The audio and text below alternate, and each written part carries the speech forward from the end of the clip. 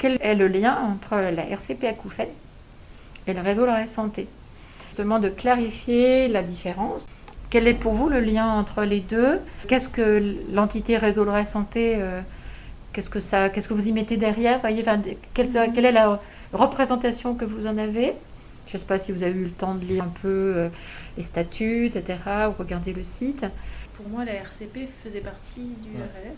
Pour moi, c'est RLS, et dedans, il y a RCP, etc. Alors, qu'est-ce que tu dirais, toi?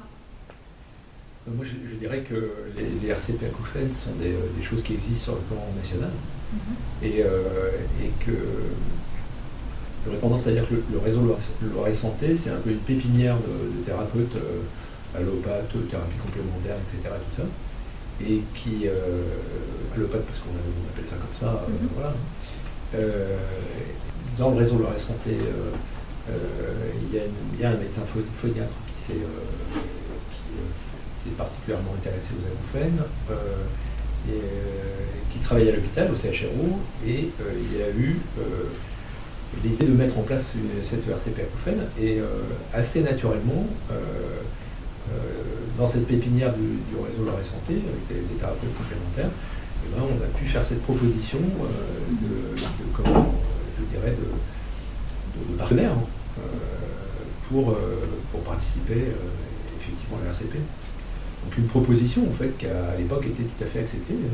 C'est ça. Voilà. Donc c'est pas inclus. Les choses. En disant que c'est pas inclus. C'est quelque chose. C'est plutôt que c'est relié. Oui. C'est différent. Alors, il y a des liens. Alors, par contre, pour le coup, il y a des liens, mais ça, tu es peut-être plus précise que moi, oui. entre la RCP acouphène d'Orléans, et puis d'autres RCP à travers des associations ou des structures. C'est-à-dire qu'en fait,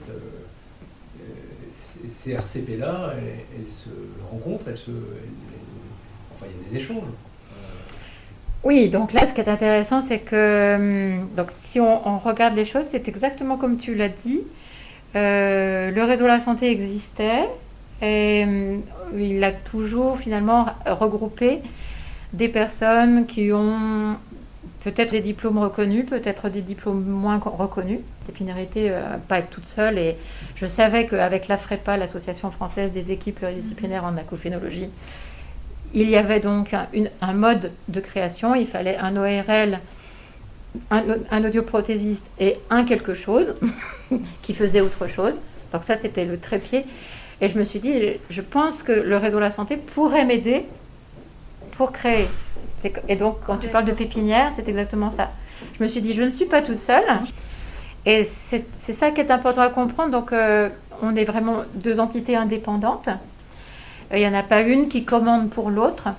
Finalement, il se trouve que ça m'a semblé intéressant quand j'ai effectivement donné l'impulsion pour créer cette équipe en 2015, que le réseau de la santé finalement valide toutes ces approches pluridisciplinaires de ces professionnels qui pouvaient rejoindre l'ARC acouphène. Alors, ni les audioprothésistes ni les médecins ORL ne sont obligés de rentrer au réseau de la santé. En revanche, pour les professionnels, entre guillemets, c'est ce que tu disais concernant la confiance.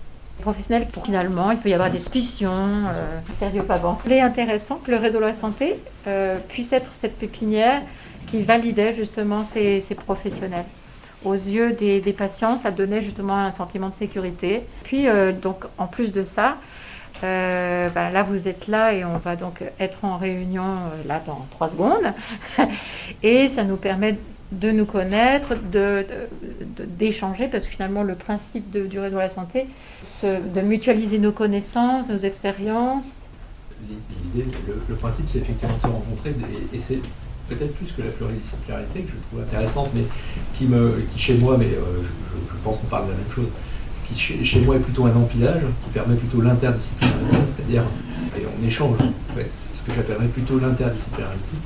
Dans une RCP, ça pourrait presque s'apparenter à l'intervision, mais en réalité, il y a une intention. C'est cet élan-là qui existe pour moi, de mon point de vue, dans le réseau de la santé. D'où cette idée d'appeler ces réunions que nous avons des réunions interdisciplinaires où on apprend à se connaître, à savoir comment éventuellement on travaille. Et justement, la RCP acouphène, c'était un laboratoire un petit peu pour essayer de travailler comme ça. À titre personnel, je travaille dans une équipe mobile de soins palliatifs et d'accompagnement, après avoir été médecin ergologue et puis avant urgentiste. Ce sont des boulots qui se font en équipe et où on apprend justement à cultiver cette interdisciplinarité dont tu parlais vachement bien. C'est-à-dire qu'effectivement, plus la complexité est importante, plus il faut tisser ensemble. Voilà. Pour reprendre Edgar Morin, dont je suis un grand admirateur.